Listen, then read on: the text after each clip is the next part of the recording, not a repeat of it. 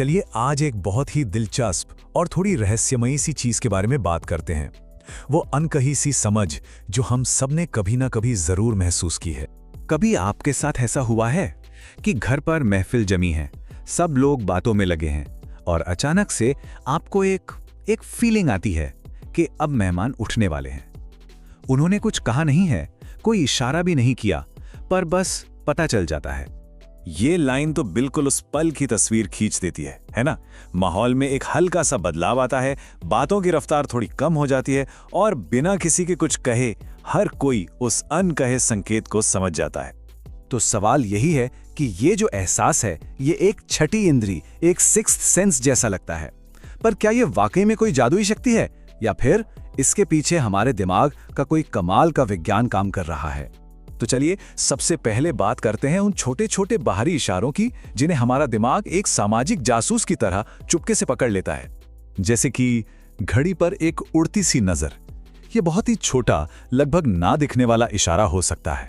कोई अपनी कलाई पर या दीवार पर लगी घड़ी को बस एक पल के लिए देखता है, लेकिन हमारा दिमाग ऐसी चीजों को पकड़ने के लिए ही बना है। वो अवचेतन मन में इस संकेत को तुरंत रजिस्टर कर लेता है। ठीक वैसे ही किसी के बैठने के पोस्चर में हल्का सा बदलाव, जैसे कोई थोड़ा सा कुर्सी पर आगे की तरफ हो जाता है या उठने से पहले थोड़ा सा हिलता डुलता है, ये एक शारीरिक संकेत है कि शरीर अब हिलने के लिए तैयार हो रहा है और हमारा दिमाग इस बॉडी लैंग्वेज को चलो अब निकलने की तैयारी है की तरह पड़ता है। और आज के जमाने का तो सबसे आम संकेत है फोन चेक करना। भले ही हम सीधे सीधे ना देख रहे हों, हमारी आंखों की जो पेरिफेरल विजन होती है ना, वो इस हरकत को पकड़ लेती है और दिमाग के लिए ये डिपार्चर मोड ऑन होने जैसा सिग्नल है। और बस इतना ही नहीं, और भी बहुत कुछ है। जैसे बातचीत में धीरे धीरे पॉजेज आने लगते हैं, प्लेट पर चम्मच की आवाज कम हो जाती है, या फिर किसी के अंगड़ाई लेने से कुर्सी थोड़ी सी खिसकती है। ये सारी छोटी छोटी आवाजें और बदलाव हमारा दिमाग एक साथ प्रोसेस कर रहा होता है। तो ये तो हो गए बाहरी संकेत। अब जरा दिमाग के अंदर चलते हैं। ये सारी जानकारी को हमारा ब्रेन प्रोसेस कैसे करता है, कैसे वो इसका मतलब निकालता है।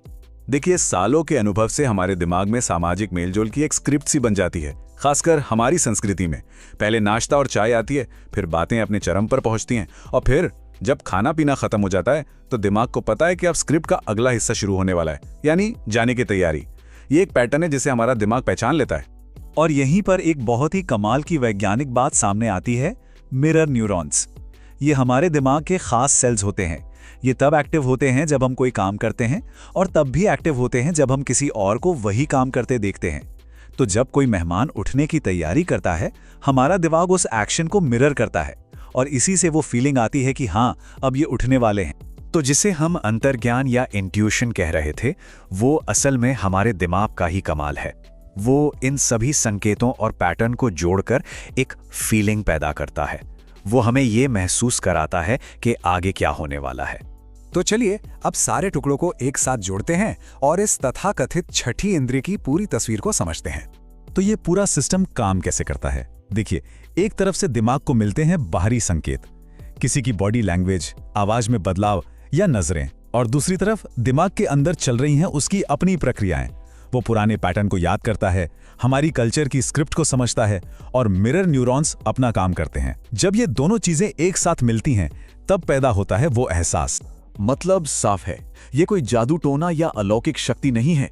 ये हमारे दिमाग की एक सामाजिक महाशक्ति है, एक सोशल सुपर पावर जो सालों के तजुर्बे से और भी तेज हो गई है। सच में हमारा दिमाग एक कमाल का औजार है।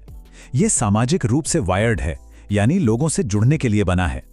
ये हमारी संस्कृति में प्रशिक्षित है, इसलिए इसे यहाँ के तौर तरीके पता हैं और ये हमेशा हर पल छोटी छोटी चीजों को लेकर सतर्क रहता है।